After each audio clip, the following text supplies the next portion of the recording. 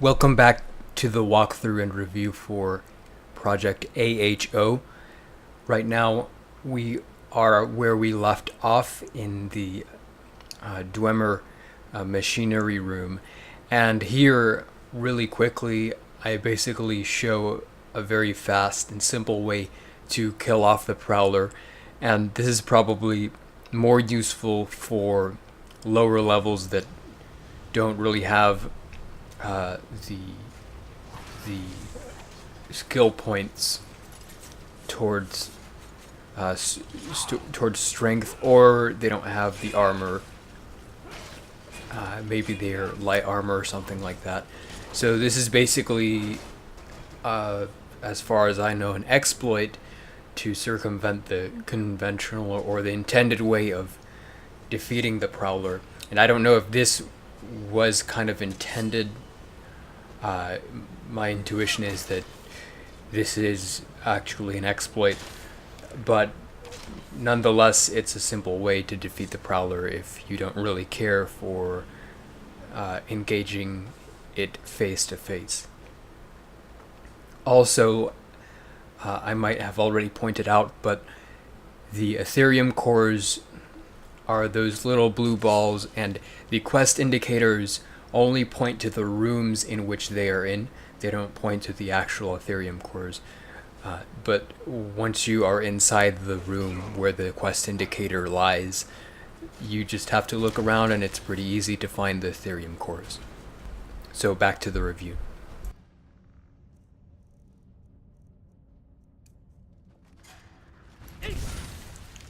The introduction is pretty mild in that it doesn't attempt to surprise you with anything conceptually grand. The exterior of the Mushroom Village is basically obscured by the high contrast in lighting that hides the background, and you only really get a glimpse of what the whole thing looks like from the silhouette produced by the upper lighting, which was interesting, but like I said before, it doesn't really drive home any sense of awe, and could have been implemented better. It's not until you witness the colossal constructs, starting with the entrance to the library, and on that the strength of this campaign's design is demonstrated. The two things that stand out are the grandness and colorful, high contrast lighting, and the pair kind of define the visuals of this mod.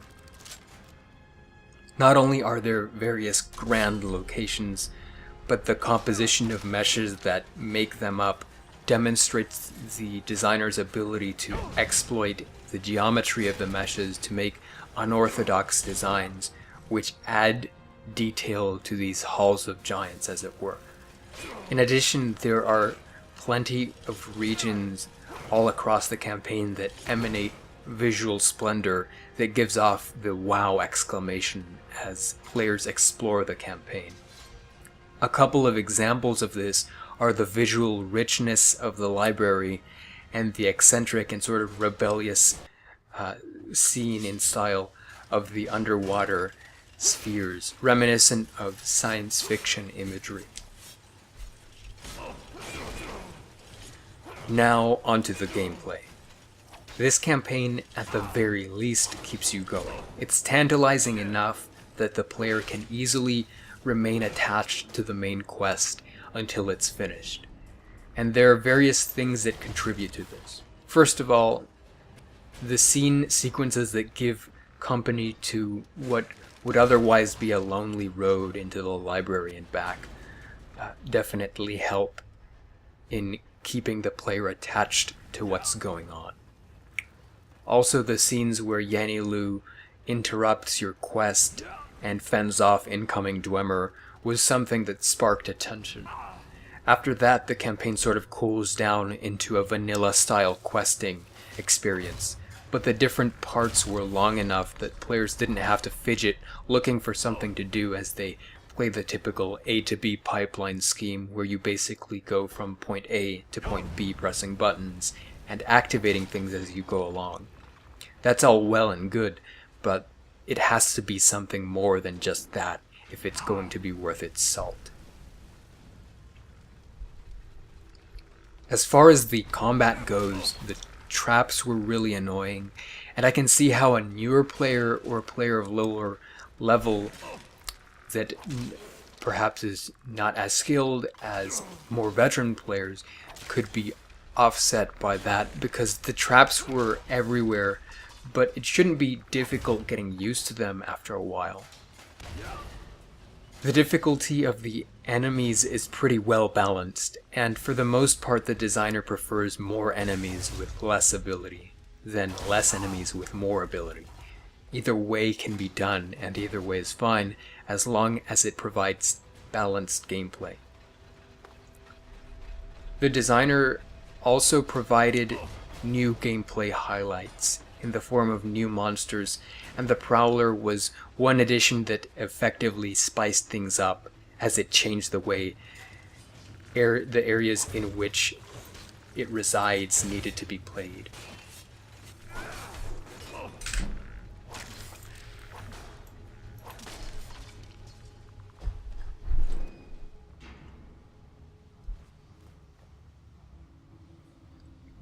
The designers also provided new gameplay highlights in the form of new monsters, and the Prowler was one addition that effectively spiced things up, as it changed the way the areas in which it resided needed to be played.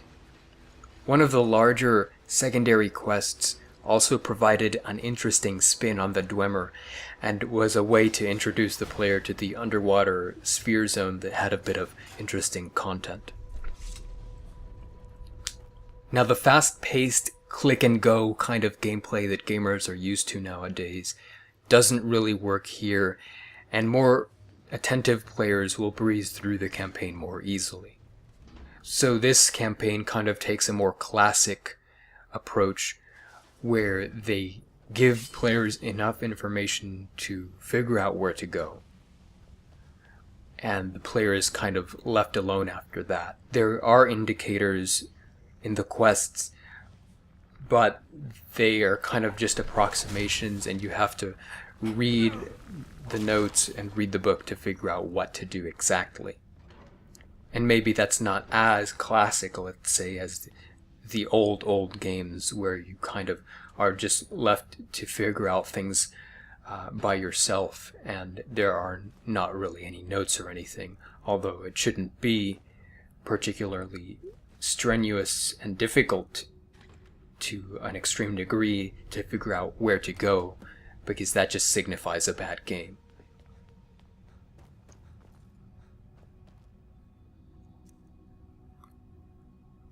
So that kind of gameplay is preferable in that it's more challenging and slows the player down a bit in case they want to fly through the campaign. The only issue might be that players that are newer may not realize they have a book or a note that tells them what to do, and those kinds of players might get stuck more than needed, although that's sort of a side issue in the grand scheme of things. There were a few problems as well that kind of shook up the typical rate of completion of each part of the quest, such as having to go through the entire center library to find a certain book, and things like that were kind of needless to begin with. The plot is easy to follow, and the claim the authors make, while technically accurate, is not the kind of definitive non-linearity that may be expected when claims of non-linear plots are made. You could say that it is non-linear, but it is more linear than non-linear, so to speak, as what you do does not drastically change the way things play out.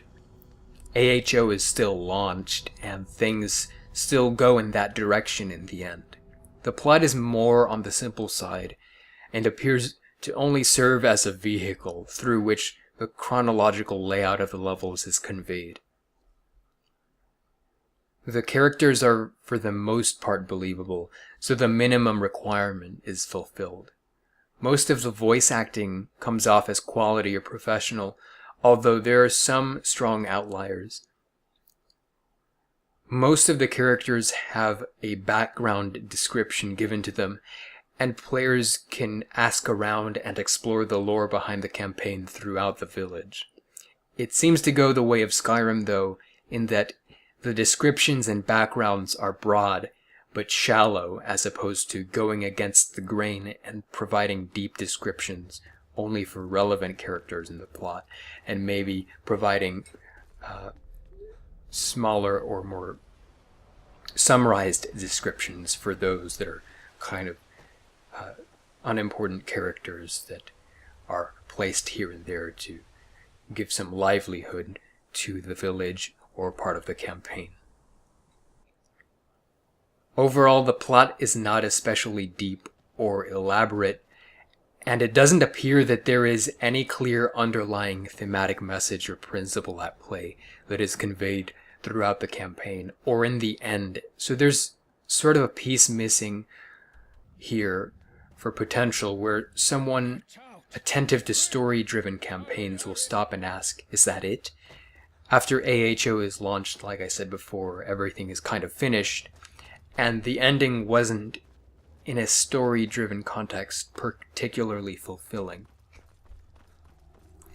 Like I said, this campaign has a strong and distinguished personality, and it fits itself around the visuals for the most part, particularly the strong focus on conceptual grandness, and mostly successful experimentation with stark lighting to convey mood. So while it has that focus, it doesn't have the problem of tunnel vision that some other mods have, where it only focuses on those two aspects, and as a result, it's a pretty well-balanced mod. Leave the circle. Enter the square.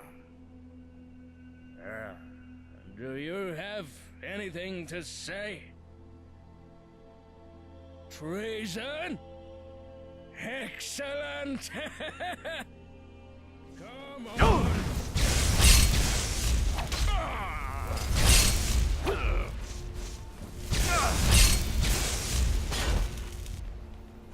Beast! I'm on fire! The blood of deceit is a nourishing flow.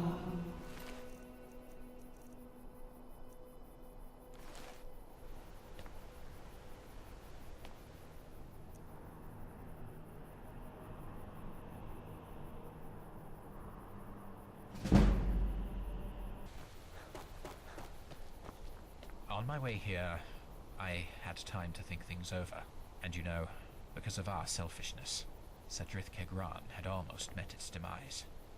Shanath and I spent many years trying to revitalize this miracle of Dwemer technology, and now that the work is done, so's my interest in the ship. I don't even want to launch it. Bearing in mind what you had to go through, I think it's only fair to hand AHO over to you. Call on the ship as you see fit. I've always wanted to explore other Dwemer cities in Skyrim. That's what I'm going to do now. Good luck.